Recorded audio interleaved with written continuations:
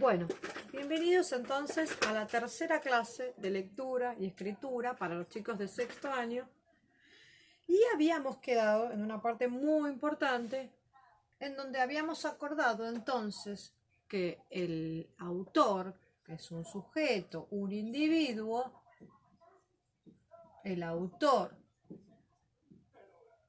de un texto, sea cual fuere, ¿sí?, va a ser un sujeto, ¿sí?, creador.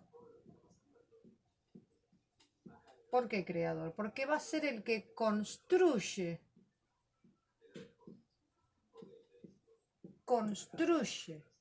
su texto,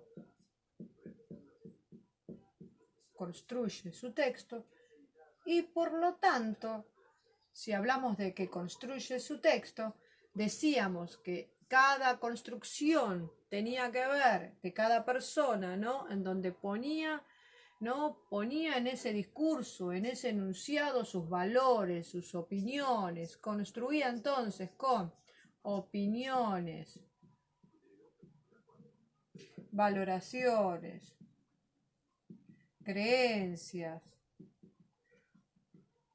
¿no?, ideologías y demás, ¿no?, construía lo que podemos decir su propia realidad, ¿no? Pero entonces quiero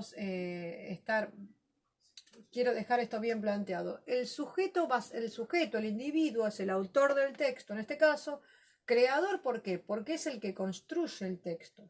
En el texto, ¿con qué nos vamos a encontrar? Con sus propias opiniones, valoraciones o creencias, ¿no? Y entonces la pregunta podría ser, ¿qué realidades se están representando en el texto? ¿Qué hechos se están representando en el texto? Bueno, esto es para debatir. Entonces, lo que arrojan estos autores es que no reflejan ninguna realidad, sino que la construyen. Seguimos con este texto. Construyen entonces realidades. El autor construye su realidad. Sí, y con las diversas teorías de los teóricos que hablamos en la otra clase, podemos visibilizar algunos elementos, ¿sí?, que nos permiten ver esas huellas que deja el texto, como les decimos, huellas de la enunciación o del enunciado, ¿sí?, que nos van a permitir ver qué cosas, estas cuestiones, y saber de alguna manera todo lo que venimos viendo en estas clases nos van a permitir conocer cómo operan y circulan, ¿no?, los discursos. Siempre la relación va a ser entonces entre lenguaje y realidad. Esto por un lado. Con esto estaríamos dando por terminado las clases más teóricas e importantes, creo yo, para dar un pantallazo de manera muy general para poder conocer por qué es tan importante cuando hablamos de escritura, de texto, y de qué hablamos cuando hablamos de texto, por sobre todas las cosas, ¿sí? Y cuando decimos que queremos alumnos críticos, ¿no? Alumnos críticos, ¿por qué? Porque estamos posicionándonos no en la lectura entonces literal, sino en una lectura crítica, en donde quien lee, yo, el receptor de ese mensaje, de ese discurso, puedo ver las opiniones, las creencias y los valores de ese autor. Eso en principio. Entonces, para definir porque empezamos a hablar del discurso y no lo definimos realmente bien, vamos a decir que el discurso es la puesta en funcionamiento de un sistema de significación, ¿no? Que orientado, ¿no? Que tiene que ver con un yo y con un tú o un vos, ¿no? Que persigue, ¿sí? Persigue, entonces, una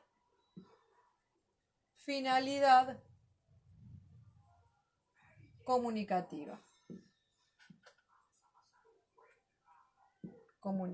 Y entiéndase lo que habíamos visto en las otras clases, ¿no? En cada acto comunicativo podíamos ver todas esas representaciones que tiene ese sujeto, el autor de esos dichos o de esos textos, con respecto al tema que se esté hablando, en donde lo que busca es o adhesión o rechazo, lo que busca es una reacción de quien está leyendo eso, ¿no? Y por lo tanto, lo que vamos a ver en cada texto o en cada discurso o en cada enunciado, ¿sí? Es una representación, como dije recién, representación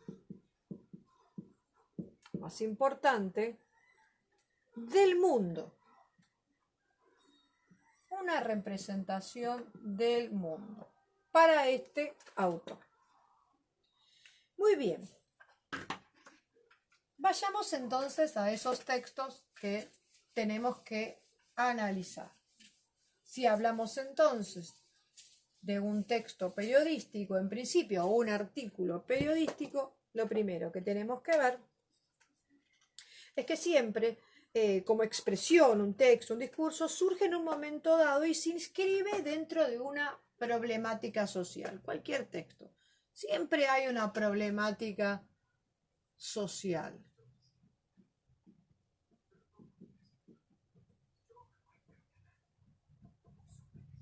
Estamos ante un texto y tenemos que ver esto. ¿Cuál es la problemática social? ¿No es cierto? Y tenemos que introducir un nuevo concepto que es quaestio. ¿Estoy escribiendo bien? Sí, quaestio, que según Aristóteles, ¿no? Vendría a ser cuál es qué es lo que piensa el autor o lo que piensa quien está enunciando, ¿no? Acerca del tema, ¿no? Cuál es su hipótesis, podríamos decir, ¿no? Cuando hablamos de quaestio, podríamos decir, es nuestra hipótesis. Pero si estamos hablando de un texto X y yo les preguntara, bueno, ¿cuál es la hipótesis del autor? Por ahí pueden enunciarlos algunos profesores como la quaestio, que en general aparecen siempre al principio, ¿sí? Entonces, lo que tenemos tenemos que dar cuenta de que todo texto entonces va a tener una quaestio, va a tener un desarrollo, después vamos a ampliar. Este desarrollo va a tener que ver con argumentos,